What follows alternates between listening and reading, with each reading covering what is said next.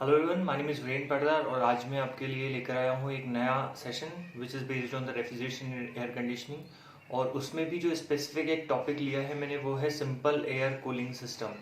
अब air cooling system क्या होता है, सबसे पहले हम ये जानते हैं क्या होता है। जितने भी फाइटर प्लेन्स या हमारे कमर्शियल प्लेन्स होते हैं, पैसेंजर प्लेन्स होते हैं या मिसाइल्स होती है, उनमें कैरी करना रेफ्रिजरेंट जो हम यूज़ करते हैं रेफ्रिजरेशन सिस्टम के लिए, उसे कैरी करना, उसका एक्स्ट्रा वेट कैरी करना वो थोड़ा सा टफ हो जाता है।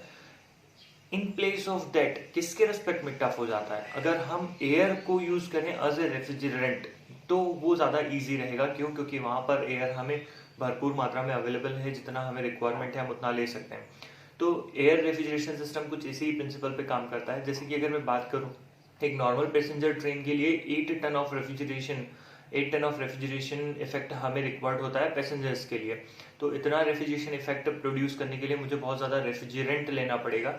तो इसीलिए मैं एयर को ही एज ए रेफ्रिजरेंट वहाँ यूज़ करता हूँ और उसे इजेक्ट कर देता हूँ। जो जो एक्स्ट्रा मतलब मेरे काम की नहीं है उसे मैं कैबिन में, जो मेरे काम की है उसे मैं कैबिन में इजेक्ट कर देता हूँ with pressure and pressure and temperature. दो यहाँ मेन प्रिंसिपल है हमें, क्योंकि एक पैसेंजर प्लेन की अगर मैं बात करूँ तो वहाँ पे प्रेशर डिफरेंस बहुत ज़्यादा रहता है as a normal human being to a passenger who is sitting in the plan.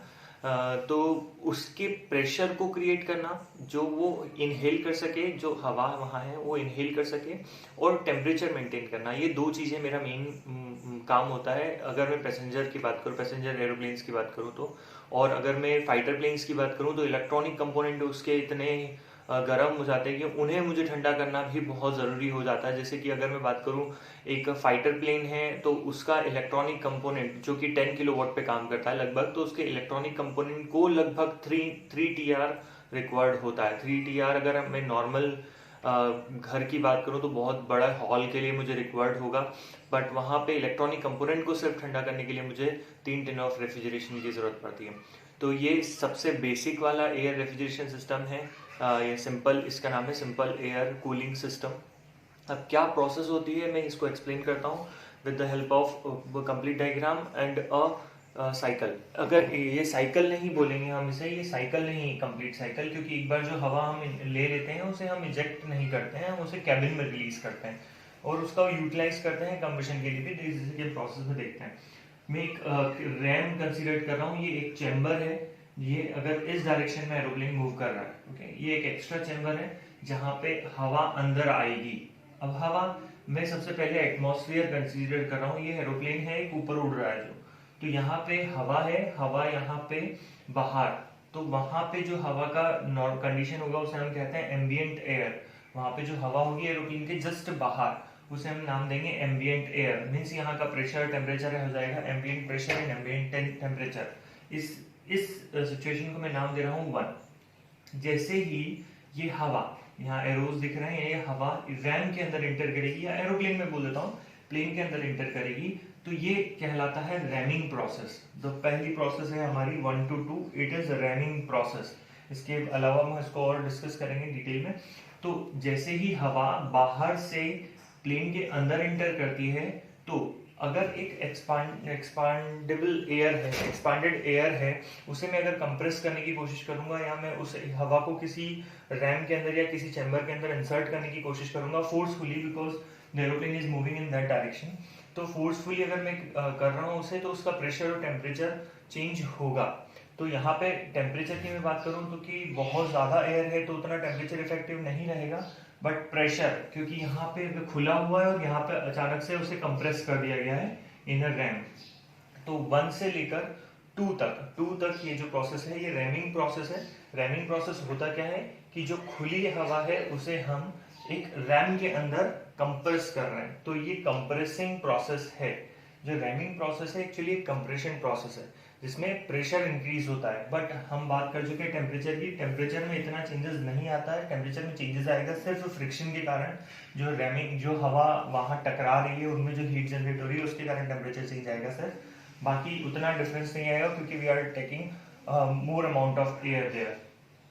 Now next process, अब मैं यहाँ पे आ चुका हूँ, रैमिंग प्रोसेस हो चुकी है, हवा का प्रेशर थोड़ा सा बढ़ चुका है। अब उसके बाद एक कंप्रेसर लगा रहता है। कंप्रेसर किसके थ्रू रन हो रहा होगा? वही गैस टरबाइन के थ्रू, जिसके थ्रू हम प्लेन्स को चलाते हैं। अब उसके जो कंप्रेस्ड एयर है, ये कंप्रेसर कैसे काम कर रहा है, with the help of the gas turbine इसको हम पावर दे रहे हैं। और अब यहाँ की अगर मैं बात करूँ मेरे सिस्टम की, तो रैम्ड एयर अब कंप्रेस्ड होके इस लाइन से गुजरने वाली है। इस लाइन को फिर अब थर्ड नाम दे रहा हूँ मैं, after the compression process the named term is 3 dash का मतलब मैं बताता हूँ, अभी हम 3 ले लेते हैं, मतलब प्रोसेस मैं बात कर रहा हूँ 2 to 3 जो प्रोसेस है वो है कंप्रेशन प्रोसेस। ये बहुत ज़्यादा कंप्रेशन प्रोसेस है जिसमें टेम्परेचर और प्रेशर दोनों का इंक्रीमेंट होगा, क्योंकि हम कंप्रेसर यूज कर रहे हैं, ये नॉर्मल नहीं है ना। तो कंप्रेसर क्या हो गया, कंप्रेस कर दिया एयर को हमने टू अ हाई प्रेशर। उस कंप्रेस्ड एयर को हम कंबशन चैम्बर में भी यूज कर रहे हैं, ताकि हम हवा को यूज करते हैं टू बर्न द फ्यूल, और उसी कंप्रेस्ड एयर को हम हमारे रेफ्रिजरेशन सिस्टम में आगे यूज कर रहे हैं। वो कैसे यूज कर रहे हैं, मैं ये वाला पोर्शन सेपरेट कर रहा हूँ, क्योंकि ये तो इंटरनल कंबशन इंजन का पार्ट हो गया। अब हमारी जो कंप्रेस्ड एयर है वो थर्ड से होते हुए एक हीट एक्सचेंजर में जाती है। It is a heat exchanger. Heat exchanger का काम क्या होता है, हीट एक्सचेंज करना, जैसा कि हम जानते हैं ये हीट एक्सचेंजर है। अब इस प्रोसेस इसमें हो क्या रहा होगा, यहाँ पे एक चीज और आ रही है, यहाँ पे रेम्ड एयर आ रही है। रेम्ड एयर भी हम यहाँ से ले रहे हैं डायरेक्ट, और कंप्रेस्ड एयर भी हम यहाँ से ले रहे हैं। जैसा कि मैं बात कर चुका हूँ, यहाँ पे हवा का टेम्परेचर बहुत नॉर्मल होगा, बाहर की तरफ बाहर के जैसा ही टेम्परेचर होगा, बट कंप्रेस करने के बाद टेम्परेचर बहुत ज्यादा हो जाएगा। जब हम एक नॉर्मल हवा को एक हाई टेम्परेचर हवा के कांटेक्ट में लाएंगे, तो ये हाई टेम्परेचर की हवा जो है वो कूल डाउन हो जाएगी ऑन द कंप्रेशन प्रेशर, उसी प्रेशर पर। तो ये जो हवा यहाँ पे कंप्रेशन में जा रही है, ये क्या हो चुकी है, अब ठंडी हो चुकी है। अब ठंडी होने के बाद उसे हम, अब यहाँ से जो गर्म हो गई हवा, उसे हम एक फैन पे ब्लो करते हैं। वो फैन रोटेट करता है, और जिसकी हेल्प से एक टरबाइन रन होता है, और उसी टरबाइन पर हम ये जो हवा हमने जो कंप्रेशन के बाद उसको ठंडी कर ली है, ठंडी हवा टरबाइन पे फेंक दी जाती है, और वो एक्सपांड हो जाती है। It is an expansion process, ठीक है। ये हीट एक्सचेंजर प्रोसेस में कूलिंग प्रोसेस है, इसका नाम कूलिंग प्रोसेस क्यों, क्योंकि हम हमारी जो मेन एयर है जिसे हम कैबिन में देने वाले हैं उसे हम कूल कर रहे हैं। हीटिंग प्रोसेस नहीं है ये, हमारा जो मेन रेफ्रिजरेंट हम यहाँ यूज कर रहे हैं एयर को, उसे हम क्या कर रहे हैं, ठंडा करना। तो ये कूलिंग प्रोसेस है। एक कूलिंग प्रोसेस के बाद मैंने टरबाइन पे उसे ब्लो कर दिया, टरबाइन पे वो पूरी जो एयर है वो एक्सपांड हो जाएगी। एक्सपांशन मतलब ये नेक्स्ट प्रोसेस हो गई 4 to 5, 3 to 4 heat exchanger process थी, मींस कूलिंग प्रोसेस थी। देन 4 to 5 हो गई turbine process, turbine means expansion process, जिसे मैंने एक्सपांड कर दिया। एक्सपांड करने से gradually decrement of pressure and temperature, sudden decrement of pressure and temperature happen. तो वहां पे प्रेशर और टेम्परेचर दोनों कम हो जाएंगे, जिसे मैं कैबिन में रिलीज कर दूंगा। अब कैबिन में ऑलरेडी वहां कुछ हवा होगी जो गर्म होगी या नॉर्मल टेम्परेचर पे होगी, तो उसे मुझे थोड़ा कम करना है, और तो कम करना है तो मैं यहाँ से जो कम हवा भेज रहा हूँ वो उसके साथ मिक्स होगी, उसके कारण थोड़ी सी हीटिंग होगी, जिसे मैं उस प्रोसेस में एक्सप्लेन करने वाला हूँ। तो ये टोटल 6 पॉइंट्स हैं, हमारे 6 स्टेट्स हैं। पहली state ambient air, second state is rammed air, third state is after compression, fourth is after cooling, fifth is after expansion, and sixth is the condition of the cabin in which the passengers are sitting. और जो process है वो 5 processes हैं। कौन कौन सी? First one is ramming process, ambient air से ram में कन्वर्ट होना, फर्स्ट प्रोसेस। सेकंड कंप्रेशन से होकर गुजरना, थर्ड इज हीट एक्सचेंजर से होकर गुजरना, कूलिंग प्रोसेस है वो 3 to 4, and 4 to 5 is turbine से गुजरना, that is expansion process, and fifth one is the cabin process या रेफ्रिजरेशन इफेक्ट जिसे हम कहते हैं 5 to 6, क्योंकि वो वहां पर जितनी भी हम हवा भेज रहे हैं वो हीट एक्सपेक्ट करने वाली है इन द कैबिन। तो ये होगी हमारी रेफ्रिजरेशन प्रोसेस और refrigeration effect. This is all about the diagram and the process. अब इसी डायग्राम को मैं कन्वर्ट करता हूँ एक टीएस चार्ट में। टीएस कर्व में ऐसे मैंने प्लॉट किया। अब मैं बात करता हूँ सबसे पहले द प्रेशर लाइंस। सबसे पहली मेरी प्रेशर लाइन होगी ambient air pressure, which is denoted by this line. ये जो लाइन दिख रही है यहाँ पे सबसे नीचे सबसे कम प्रेशर वाली जो लाइन होगी ये है एम्बिएंट प्रेशर लाइन P1। इसको मैंने नाम दिया था 1, तो यहाँ पे हो जाएगा P1, और ये मेरा कंडीशन है टेम्परेचर T1। यहाँ पे टेम्परेचर होगा T1 और प्रेशर होगा P1 and enthalpy is there S1, sorry entropy is S1। अब नाउ प्रोसेस हुई रेमिंग प्रोसेस, जैसा कि मैं बता चुका हूँ रेमिंग प्रोसेस में टेम्परेचर में उतना डिफरेंस नहीं आता है, मतलब टेम्परेचर में आएगा just because of the heat produce, तो टेम्परेचर राइज होगा थोड़ा सा और प्रेशर राइज होगा थोड़ा सा, तो ये बहुत कम कंप्रेशन होता है यहाँ पे as compare to the compression process. ये 1 to 2 राइज हुआ, टेम्परेचर राइज हुआ यहाँ पे और प्रेशर राइज हुआ 1 to 2।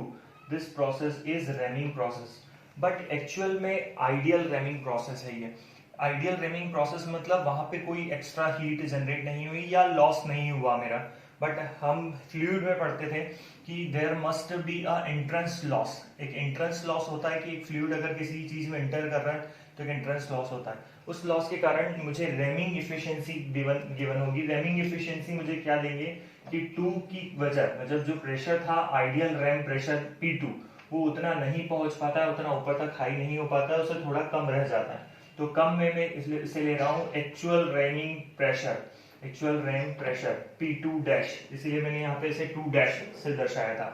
तो ये वाली जो होगी ये थोड़ी सी आइडियल से थोड़ा सा कम होगी, तो ये हो गया हमारा P2 डैश, और जो कर्व होगा हमारा वो डॉटेड लाइन से शो होगा with the which is not perfect isentropic, isentropic नहीं होगा ये, ठीक है। तो हम 1 से 2 dash is the actual rhyming process and 1 से 2 is the ideal rhyming process.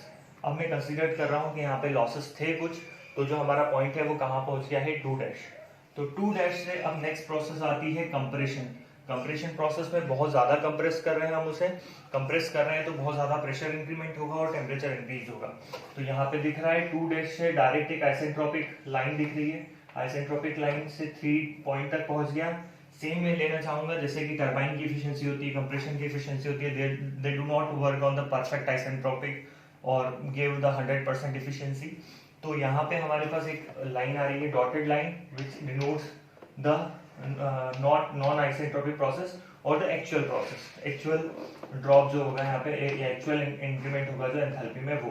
तो 3 डैश हमारा यहाँ पे पहुंच गया है कंप्रेशन प्रोसेस के बाद, मतलब कि क्या हुआ 2 डैश से 3 डैश में प्रेशर का इंक्रीमेंट हुआ और टेम्परेचर का भी इंक्रीमेंट हुआ। तो वो आइडियल अगर है तो 2 डैश से 3 में डिनोट कर रहा हूँ, और अगर एक्चुअल है तो 2 डैश से 3 डैश हो जाएगा। अब मैं बात करता हूँ नेक्स्ट प्रोसेस, यहाँ पे 3 से 4। 3 से 4 क्या हो रहा है, प्रेशर तो चेंज नहीं हो रहा है यहाँ पे, मतलब कांस्टेंट प्रेशर लाइन मैंने डिनोट कर दी, ये कांस्टेंट प्रेशर लाइन है जिसका प्रेशर क्या होगा, कंप्रेशन प्रेशर होगा, जितना कंप्रेस कर रहे हैं हम कंप्रेशन में प्रोसेस में उतना कंप्रेशन प्रेशर होगा। और 3 से 4 हम यहाँ नीचे आ गए, 3 से 4 क्यों, क्योंकि टेम्परेचर यहाँ पे हवा का कम हो रहा है। जैसा कि हम कह चुके हैं कि हमारे रेफ्रिजरेशन के लिए प्रोसेस का नाम क्या है, कूलिंग प्रोसेस। कूलिंग प्रोसेस का मतलब क्या होता है कि हम उसे ठंडा कर रहे हैं, ठंडा अगर कर रहे हैं तो मुझे टेम्परेचर कम करना होगा, ये T3 था और T2 तक मुझे आना है, और एक कॉमन प्रेशर लाइन, तो ये कॉमन प्रेशर लाइन पे मैं 3 डैश से मैं 4 तक आ रहा हूँ, तो मुझे इतना उसे ठंडा कर लिया है मैंने प्रोसेस के हिसाब से।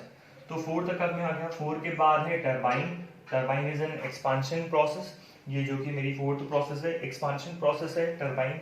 तो 4 to 5 यहाँ है मेरे पास, ये कहाँ तक एक्सपांड करेगा, कैबिन प्रेशर तक। मुझे कितना प्रेशर चाहिए वहां तक मैं उसे एक्सपांड कर लूंगा, विच इज जनरली 1 atm, क्योंकि वहां हमें इनहेल करना है मुझे वो हवा, और इनहेल करने के लिए एटमॉस्फेरिक प्रेशर इज नीडेड। तो ये होता है कैबिन प्रेशर, यहाँ तक ये आ गया। यहाँ ये प्रेशर लाइन जो है हमारी कैबिन प्रेशर लाइन है, पहले इसका कोई यूज नहीं है, पहले वाले इस इधर साइकिल में इसका कोई यूज नहीं है।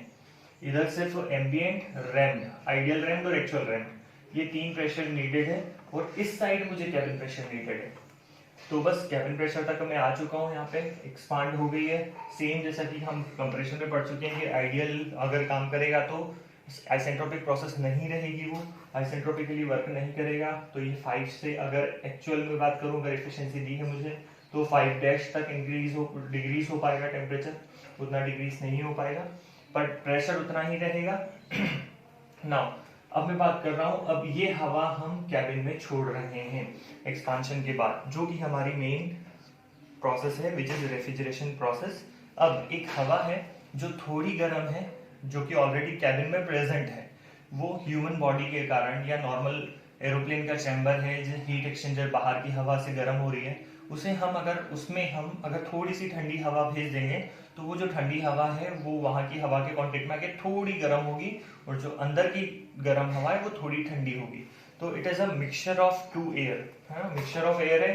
तो ये एज ए हीट एक्सचेंजर काम करेगा, और यहाँ 6 तक कितना टेम्परेचर है, ये इतना टेम्परेचर उस हवा का राइज हो जाएगा। This is the refrigeration process.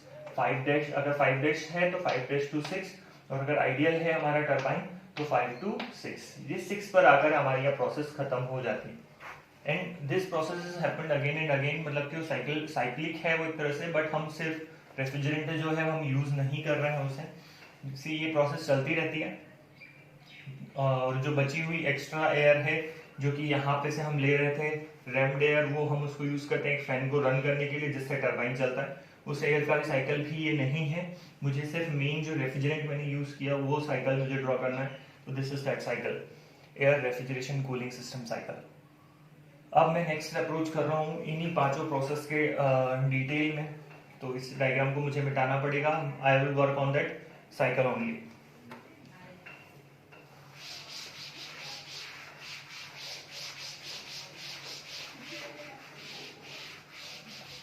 पहली प्रोसेस में लेता हूँ। पहली process is ramming process. First process is 1 to 2। 1 to 2 में रैमिंग प्रोसेस है। रैमिंग प्रोसेस अगर आइसेंट्रोपिक प्रोसेस है तो आइसेंट्रोपिक प्रोसेस के रेस्पेक्ट में मैं बोल सकता हूँ T2/T1 is equal to P2/P1 raise to gamma minus 1 upon में गामा, गामा माइनस 1 अपॉन में gamma. This is the equation we have. Just a second.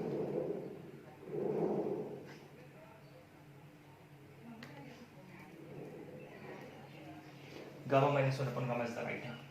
Then अगर हमें पता है कि एम्बिएंट प्रेशर और टेम्परेचर वहाँ पे कितना है, और मुझे पता है कि कितना प्रेशर तक कितना टेम्परेचर तक मैं रैम कर रहा हूँ, रैमिंग प्रोसेस कितना टेम्परेचर तक हो रही है, तो वहाँ से मैं प्रेशर निकाल सकता हूँ by the formula P2/P1 is equal to T2/T1 raise to gamma upon में gamma minus 1।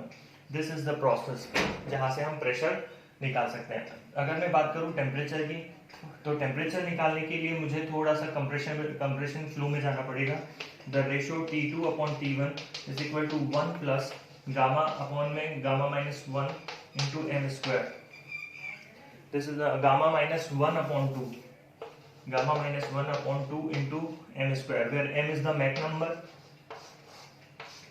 which is denoted by the ratio of velocity to the sonic velocity, the ratio of the velocity of the craft जिसके हम बारे में बात कर रहे हैं, to the sonic velocity, जहाँ पे हम बात कर रहे हैं वहाँ की सोनिक वेलोसिटी।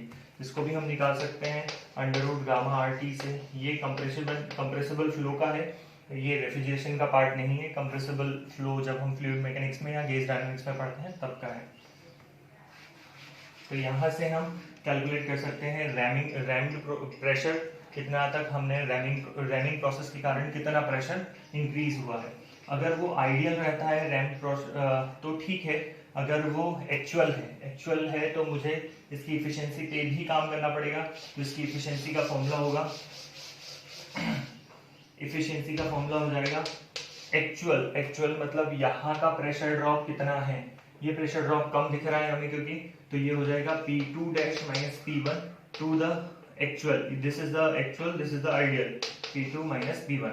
यहाँ से मैं एफिशिएंसी से मैं P2 डैश निकाल सकता हूँ और P2 डैश पर फिर काम कर सकते हैं, क्योंकि P2 मैंने आइडियल आइसेंट्रोपिक प्रोसेस से निकाल लिया था और यहाँ से मैं P2 डैश निकाल सकता हूँ, जिससे हम आगे की प्रोसेस स्टडी कर सकते हैं। नाउ नेक्स्ट प्रोसेस में ले रहा हूँ। नेक्स्ट प्रोसेस है हमारी कंप्रेशन प्रोसेस 2 to 3। ये कंप्रेशन आइसेंट्रोपिक कंप्रेशन है, तो मैं यहाँ पे कंप्रेशन वर्क की जरूरत होगी। मुझे कितना वर्क मुझे कंप्रेसर को देना पड़ रहा है, कंप्रेसर को कितना देना पड़ रहा है, MACP into delta T, where delta T temperature हो जाएगा मेरा, CP डेल्टा टी। अगर मैं आइडियल की बात कर लूँ तो आइडियल हो जाएगा T3 minus T2 dash. This is the work done by the compressor. तो अब मैं बात करता हूँ MA की। MA is the mass of air which we are using as a refrigerant only. Refrigerant के लिए जो हम air which is used for the refrigeration system. And CP हमें पता ही है, टेम्परेचर डिफरेंस भी हमें पता है। तो this is the second process जो वहाँ पे चल रही है, compression process. Same to same अगर मुझे दिया हो कंप्रेशन एफिशिएंसी, तो कंप्रेशन एफिशिएंसी का फॉर्मूला हो जाएगा, अगर मैं टेम्परेचर के एस्पेक्ट में बात करूँ ओनली, तो टेम्परेचर के रेस्पेक्ट में हो जाएगा the small one which is 3 minus T2 dash upon में T3 dash minus T2 dash, क्योंकि ये होता है the smaller quantity upon the bigger quantity, and we can see that the smaller quantity is this and the bigger quantity is this, तो smaller quantity divided by bigger quantity. तो ये efficiency of compressor हो गया। Compressor की efficiency दी हो तो मैं in terms को भी निकाल सकता हूँ by using this formulas. Now next process है मेरी cooling process. Cooling process heat exchanger process है, तो इसमें हीट हम कूल कर रहे हैं एयर को, मतलब हम इसमें हीट रिलीज कर रहे हैं बाहर की साइड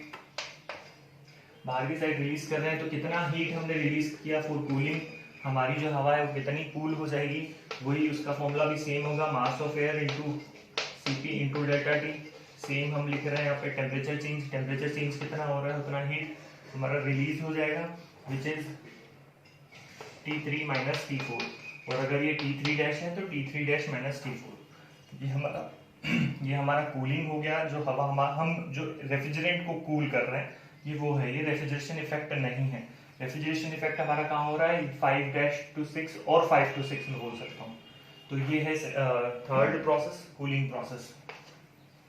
नाउ नेक्स्ट प्रोसेस की अगर मैं बात करूँ जो है फोर्थ प्रोसेस एक्सपांशन प्रोसेस है, मतलब यहाँ पे मैंने एक टरबाइन यूज किया है, तो टरबाइन का भी वर्क मुझे यूज करना पड़ेगा। टरबाइन के वर्क का फॉर्मूला भी सेम हो जाएगा, mCp delta T which is equal to MACP into temperature change for the turbine. Temperature change for the turbine is T4 minus T5। ये हो गया हमारा फोर्थ प्रोसेस, टरबाइन का वर्क। इफिशिएंसी अगर दी हुई है मुझे टरबाइन की इफिशिएंसी हो जाएगी the bigger quantity smaller quantity upon bigger quantity. Smaller quantity हमारी ये वाली है इस बार, आइसेंट्रोपिक नहीं एक्चुअल, तो एक्चुअल चेंज अपॉन में आइसेंट्रोपिक चेंज। यहाँ से हम दूसरी डिटेल्स निकाल सकते हैं टरबाइन की इफिशिएंसी अगर मुझे दी हुई हो तो।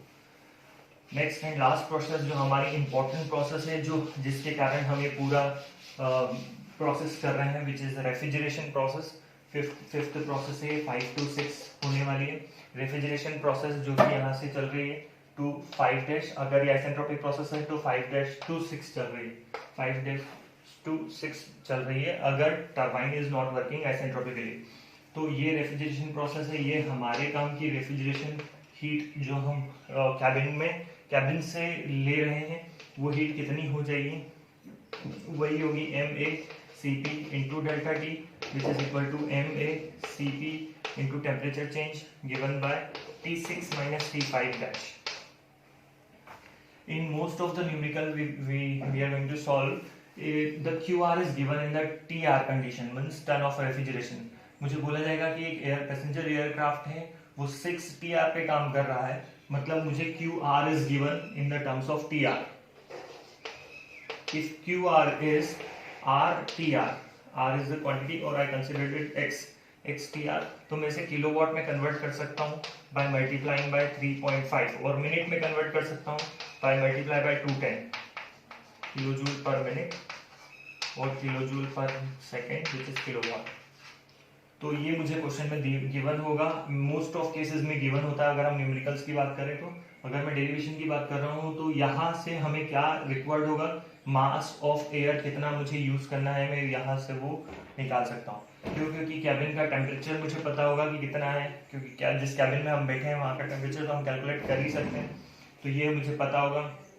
T5 हम प्रोसेस के थ्रू निकालेंगे, Cp की वैल्यू एयर के लिए हमें पता ही होगा already, and TR is also given, तो हम वहाँ पे अप्रोच करेंगे mass of air which is we are using in refrigeration cycle. तो यहाँ से हम मास ऑफ एयर निकाल सकते हैं। अब नेक्स्ट क्वेश्चन जो हमारे पास आता है मैं इसको भी सॉल्व कर देता हूँ कि मास of air is given by 3.5 Q, where Q is in TR, divided by Cp into delta T means T6 minus T5 dash. This term will be come in kilogram per second because we are using 3.5 here. अगर मैं 210 यहाँ पे use करूंगा तो kilogram पर minute में answer आएगा। तो ये हमारा मास ऑफ एयर का एक फॉर्मूला है जो हम यूज करते हैं मोस्ट ऑफ न्यूमेरिकल्स में, कि कितना मास ऑफ एयर मुझे रिक्वायर्ड होगा, इतना रेफ्रिजरेशन इफेक्ट अगर मुझे प्रोड्यूस करना है तो। देन नेक्स्ट जो हमें कैलकुलेट करने के लिए आएगा कि मुझे कंप्रेसर को कितना वर्क देना होगा, कि कितना मैं उसे पावर दूं। तो पावर सप्लाई का फॉर्मूला हो जाएगा हमारे पास, कितना वर्क मुझे देना पड़ा था, हमारे पास है वो already, MACP delta T. Compression process ये है, तो 3 टू 2 T3 माइनस T2 ये था, divided by this will come in, अगर मास ऑलरेडी हमारे पास किलोग्राम पर सेकेंड में है तो this must be all which will come in kilowatt. यहाँ पे हम पावर निकाल सकते हैं, बट अगर ये मिनट में है तो मुझे इसे 60 से डिवाइड करना होगा to convert it into the second which convert into the kilowatt. ये हो गया power. Now the last is COP of the refrigeration system. COP of the refrigeration system is given by the refrigeration effect upon the work done. Refrigeration effect हमारे पास यहाँ पे produce हो रहा है which is MACP into delta T। delta T कितना है हमारा, T6 minus T5 dash upon में वर्क डन हमारे पास है MACP into delta T which is T3 dash minus T2 dash। तो इसे हम सॉल्व कर सकते हैं, MA से हमें कैंसिल हो जाएगा, CP से CP। अगर ये सारे टेम्परेचर हमें पता है तो हम COP इसका कैलकुलेट कर सकते हैं रेफ्रिजरेशन साइकिल का। तो this is all about the simple air cooling system. अब इसके अलावा एक एक्स्ट्रा एडिशनल एसेसरी हम इसमें ऐड कर देते हैं विच इज इवोपरेटर। ठीक है, सिंपल एयर कूलिंग सिस्टम जो है इसमें इतना ही है कि कैसे वो काम करता है, बट इसके अलावा एक एसेसरीज है। मोस्ट ऑफ न्यूमेरिकल में अगर वो बोला जाए कि जो साइकिल है वो simple air cooling evaporation cycle है। मैं इसे थोड़ा सा चेंज कर रहा हूं, सिंपल एयर कूलिंग साइकिल की जगह अब इवोपरेशन साइकिल हो गया। इवोपरेशन साइकिल के लिए हमारे पास क्या होगा, ये रैम था, रैम में जैसे कि एयर किया सब में वैसे का वैसे ही ले रहा हूं। ये कंप्रेसर है which is run by a turbine. Compression के बाद एक प्रोसेस आ गई थी हमारे पास, यहाँ से रैम्ड एयर हम ले रहे थे।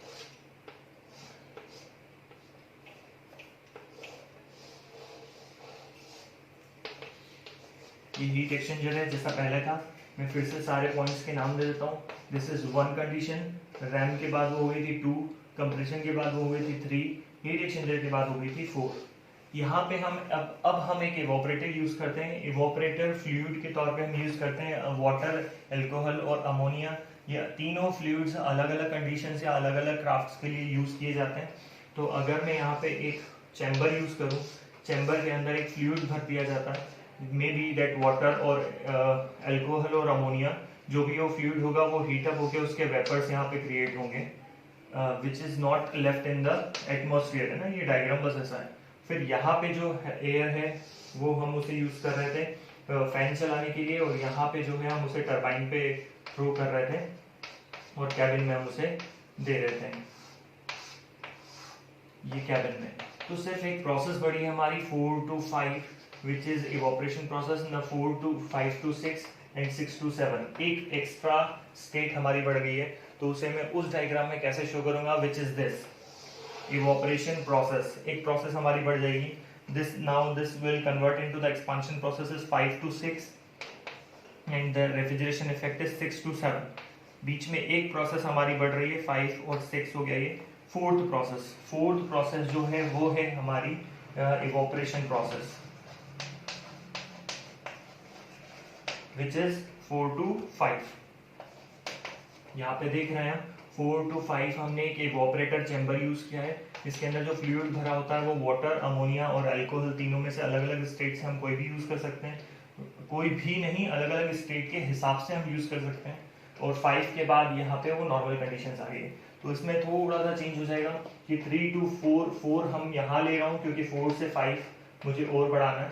4 तक हुई थी वो प्रोसेस पहले, 4 के बाद यहाँ नीचे आ गई थी अगर मैंने इवोपरेटर यूज नहीं किया है। तो इवोपरेटर यूज करने के बाद वो और टेम्परेचर लूज कर देगी विच इज 0.5, और ये हो जाएगा 6, ये हो जाएगा 6 डैश, और कैबिन प्रेशर इस बार हो जाएगा 7।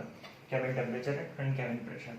तो ये हमारी नॉर्मल प्रोसेस थी। अब इंक्रीमेंट क्या हुआ है, सिर्फ इतना, पहले कर्व जो है हमारा यहीं से यहाँ तक जा रहा था, यहीं तक, और प्रेशर टेम्परेचर यहाँ तक जा रहा था। But due to the help of evaporator हमने उसको और कूल कर दिया है। जो कूलिंग प्रोसेस थी, जो कूलिंग के लिए हम हीट यूज कर रहे थे, हीट रिलीज कर रहे थे फ्रॉम द रेफ्रिजरेंट एयर, तो वो और बढ़ गई है अब, जिसकी वजह से ये पॉइंट और नीचे आ गया है, जिसकी वजह से ये टेम्परेचर और डाउन हो सकता है। तो ये evaporator as a accessory use किया जाता है in simple air cooling system. Evaporator आगे भी जितने भी सिस्टम है टोटल, उनमें और भी यूज किया जाता है, तो उसे हम आगे डिटेल में पढ़ेंगे। Thank you.